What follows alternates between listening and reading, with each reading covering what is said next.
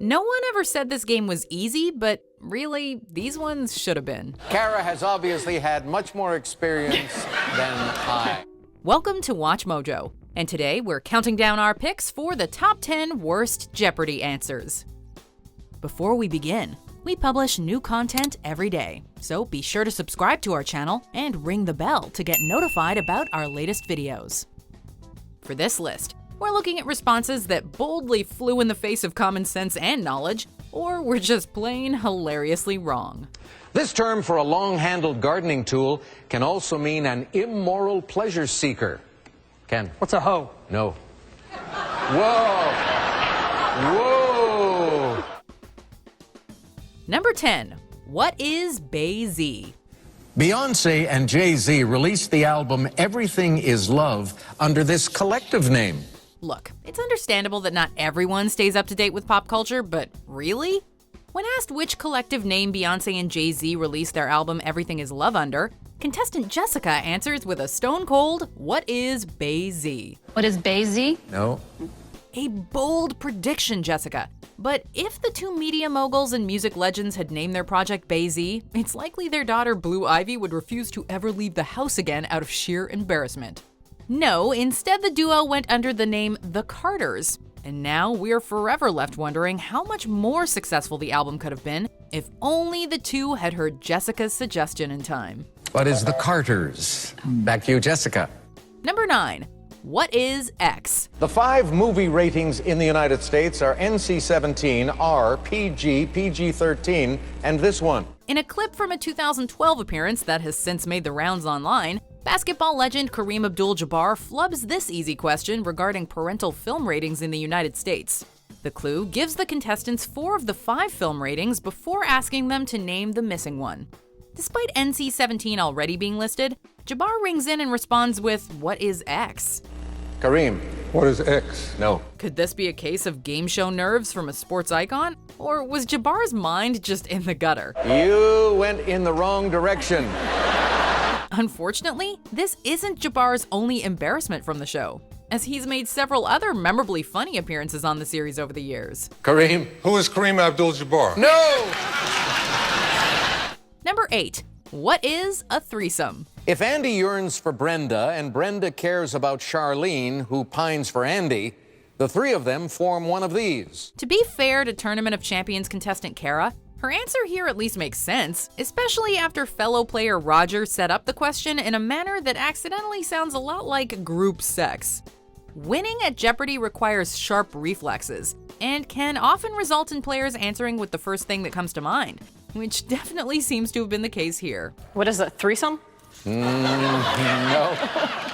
Roger? Alex responds with a surprised and elongated no, but it seems he likely at least looked towards the judges to see if the answer would be accepted.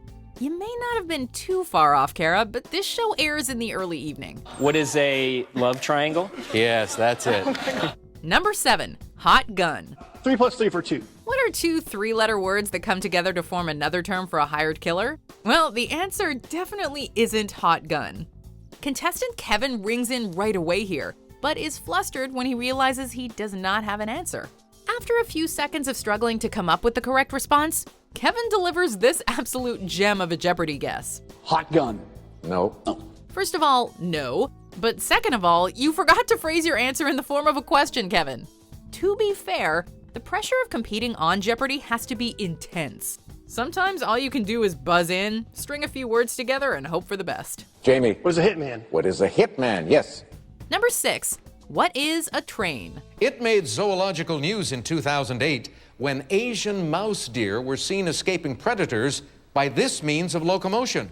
When asked which form of locomotion were a group of mice famously seen using to escape predators in 2008, it seems that the word locomotion is really what stuck out to contestant Christine. Christine? What is a train? No. The image of a group of mice fleeing predators via train is surreal, and it begs the question, were the mice conducting the train as well? Christine immediately knows her wild guess did not pan out, and fellow player Dan chimes in immediately after with the correct response of swimming. Trebek can't help but laugh out loud, and we don't blame him. Dan? What is swimming? Swimming, yes. Number 5. What is Pussy Furry? Cats and Dogs, The Revenge of Blank Blank. This is still a family show, right? When asked to fill in the blank for the subtitle of the sequel to children's movie Cats and Dogs, the teen players seem to be at a loss. Contestant Raya buzzes in for a guess, and to be fair, she was on the right track. What is Pussy Furry? No. The answer, Kitty Galore, was a reference to classic James Bond character Pussy Galore. After a pause that feels like forever, Raya apparently gets some wires crossed and responds with the name Pussy Furry. Close, but yet so far. From now on, can we please try to keep the show to a safe for work level? But it's Kitty Galore. Kitty Galore. Number 4. What is 411? In Britain, they dial 999 in emergencies instead of this number we use. For most kids growing up in the US, dialing 911 in the case of emergencies is one of the very first things you learn. This apparently was not the case with contestant Jackie, who instead responded with a different useful phone number. Jackie. What is 411? No. 411 is the line you call for the local business directory, which has admittedly become pretty useless in the age of the internet.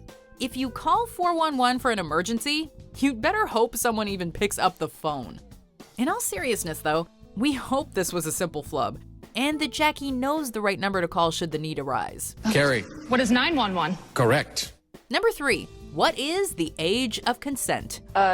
In life for 400, please. Well, that's a question you never want to hear. Contestant Tom certainly didn't do his public image any favors after this awkward Jeopardy appearance, in which he guessed that according to common law, the age of consent is 14 in boys and 12 in girls.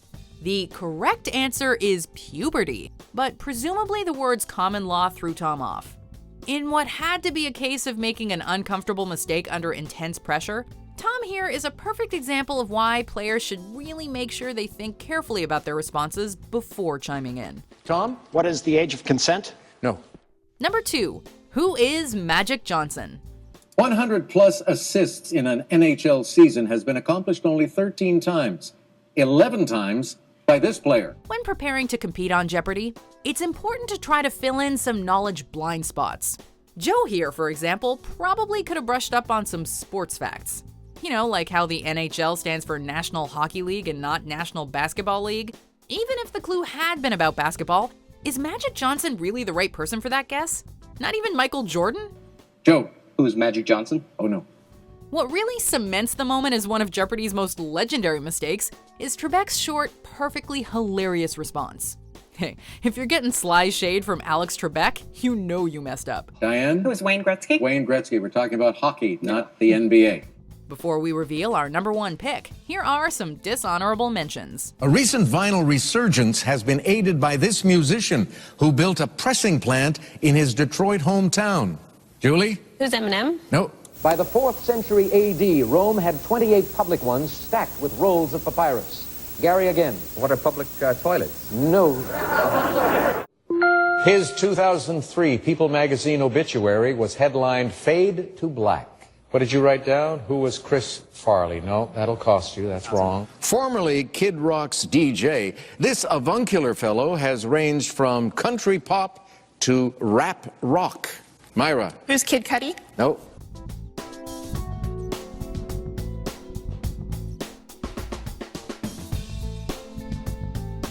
Number 1, what is Toronto? Its largest airport is named for a World War II hero.